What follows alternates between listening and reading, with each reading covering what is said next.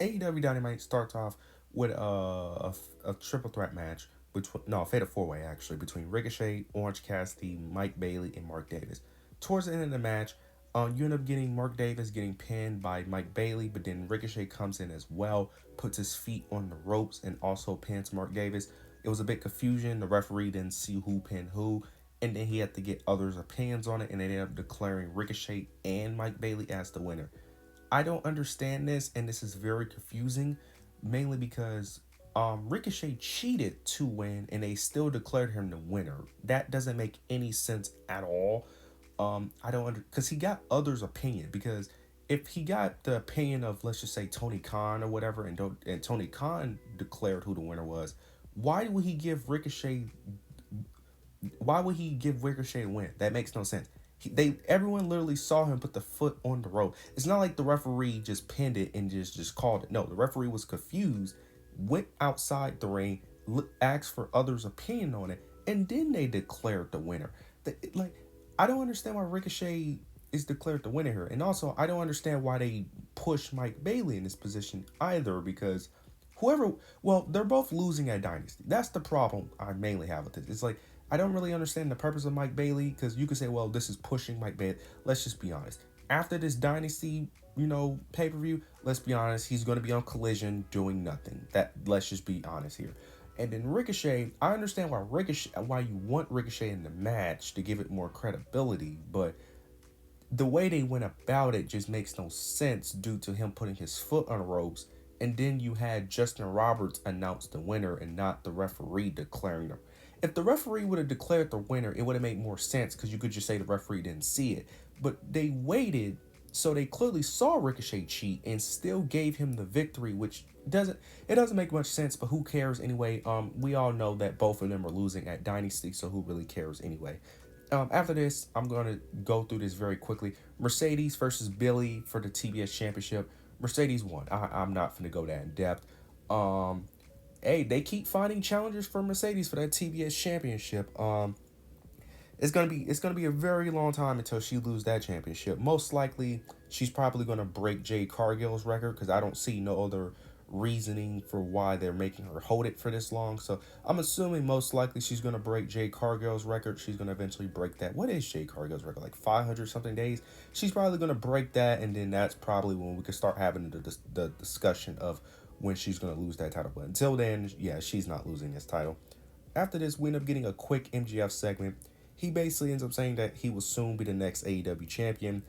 Then he starts mentioning Jon Moxley, ends up mentioning that Jon Moxley has the Death Riders with him, and that in order to beat Jon Moxley, that he's going to need a group to help him. So he might need to actually consider joining the Hurt Syndicate, but he would give his answer next week. This is going to be very interesting. Now, I'm assuming MJF is going to decline, and I kind of want him to decline to a degree. Now, I wouldn't mind the Hurt Syndicate and MJF working together, but not as a faction, because I just don't think they work together. It's weird, because MJF is talented, but I just think that group doesn't need MJF, and MJF doesn't need that group. And that group just doesn't fit MJF. Like, it just doesn't fit MJF at all. Like, the way they operate, their characters, it just doesn't fit MJF at all. Like, it just wouldn't, in my opinion. I just don't think it makes much sense. I think it's cool for them to work together, but not in terms of a faction, more like a business arrangement, kind of like what MJF was doing with the Don Callis family for a bit. You could just easily do something like that, where MJF just pays some money to to the Hurt Syndicate to handle some dirty work. I like that idea more than him joining the Hurt Syndicate. I think that's a better idea, in my opinion.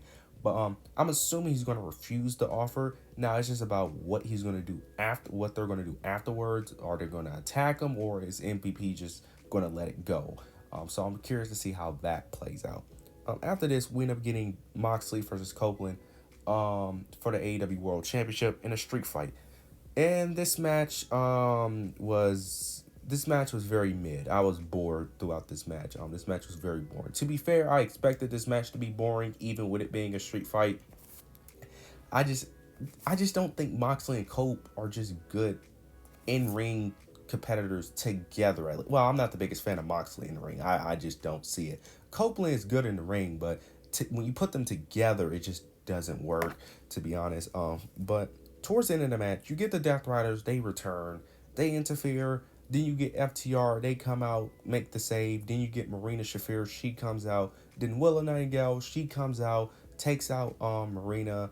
Then you end up getting the Patriarchy come out. They attack Adam Copeland, and then John Moxley takes the victory. Okay, this also doesn't make sense. Why would the Patriarchy only attack Adam Copeland? I don't understand this. I get that Christian has beef with Cope. I get that. The issue is though, wouldn't he want to attack John Moxley as well? Because John Moxley is the one that made sure that he didn't win the AEW champ. Wouldn't he want to attack him as well? I don't understand. Now, to be fair, it wouldn't have benefited him either way, because either way, he wasn't getting the championship regardless.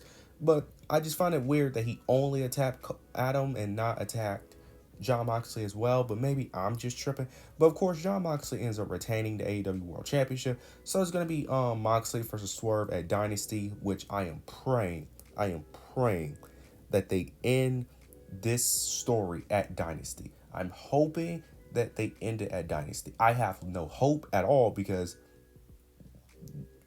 unless you have a group with you, you're not beating the Death Riders, and Swerve does not have a group. So it's very easy to protect Swerve at Dynasty. Just have the Death Rider come out, and they could easily just take out Swerve, and you could easily tell that story, and then Swerve could be upset that he got cheated. That's the easy story to tell, even though I don't like that story, but that's what I see most likely happening.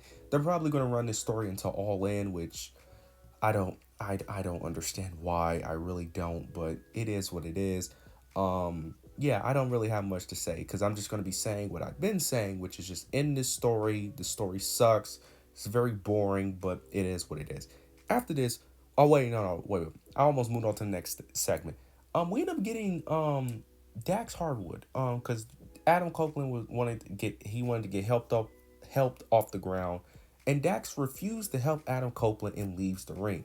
So it looks like they're teasing a potential heel turn with FTR, mainly with Dax. I don't know how to feel about this, because to be honest, I don't really care about FTR, even though I like them a lot as a tag team. It's just that they don't have no momentum right now. So them doing this heel turn, or Dax doing a heel turn, just wouldn't make sense. And I don't see them breaking up, because that would just be stupid, especially with your weak tag division. So I don't see them breaking up. So are they going to do a thing where Dax and Cash turn heel, which I wouldn't mind if they stay as a tag team. They could be a heel tag team group, but honestly, I don't know if that's really worth it, because there's really no real good babyface tag teams right now, unless you want to count the Hurt Syndicate, but they're heels. They just get cheered like babyfaces. So I don't really know. I don't really know how I feel about this. I'm just going to let this play out, but I'm very iffy on this, to be honest. Also, where was Jay White in this match? Jay White didn't come out at all, which I don't understand. But after this, we end up getting Will Ospreay versus AR Fox. Why? Why? Didn't we have this match already? Am I tripping? I feel like I've seen this before. Maybe I'm thinking of Swerve and AR Fox. I could have sworn AR Fox had a match like a month ago or something like that, where he faced Will Ospreay or Swerve Strickland. I could be wrong, but I swear I've seen this match before. Why? Why is Tony Khan obsessed with having these random matches out of nowhere for like 10 to 15 minutes that mean nothing? I don't get it. He did it last week and he did it again this week. Why? Why is Will Ospreay facing AR Fox? Why? I don't understand it. I don't get it. If you don't have anything planned for them, don't put them on the show. Or what you could do is put more effort into other areas like your tag division that sucks, and improve that, instead of just having a pointless match with Will Ospreay and AR Fox. That's what you could do. But I'm just going to move on, because this was just dumb. Then we get the main event, which is Megan Bayne versus Chris Statlander. And Megan Bayne ends up picking up the victory. She won cleanly.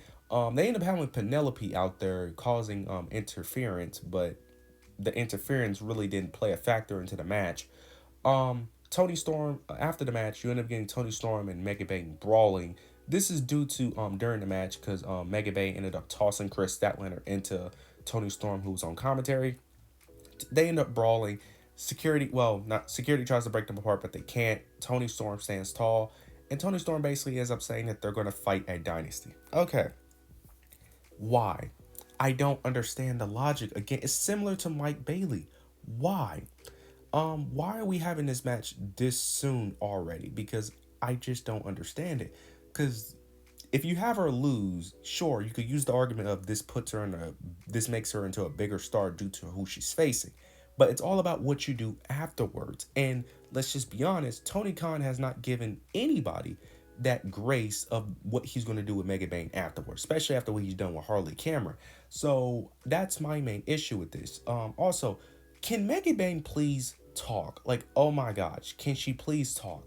Her and Penelope, because I can't get invested in her when she doesn't speak at all because I don't understand her purpose. I don't understand her gimmick. Well, I understand her gimmick is supposed to be like this silent, don't say too many words, ultimate, badass woman. I get what they're going for, but it doesn't work in this situation. It just doesn't.